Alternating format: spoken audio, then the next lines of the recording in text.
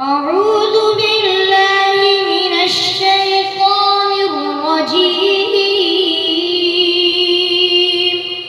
بسم الله الرحمن الرحيم. سبح اسم ربك الأعلى الذي خلق فسوى والذي قدر فهدى والذي أخرج المرعى فجعله غثاء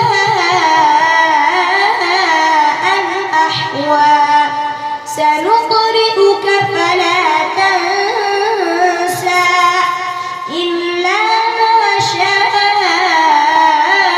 الله إنه يعلم الجهر وما يخفى ونيسرك لليسرى فذكر إن نفعت الذكرى سيذكر من يخشى ويتجنبها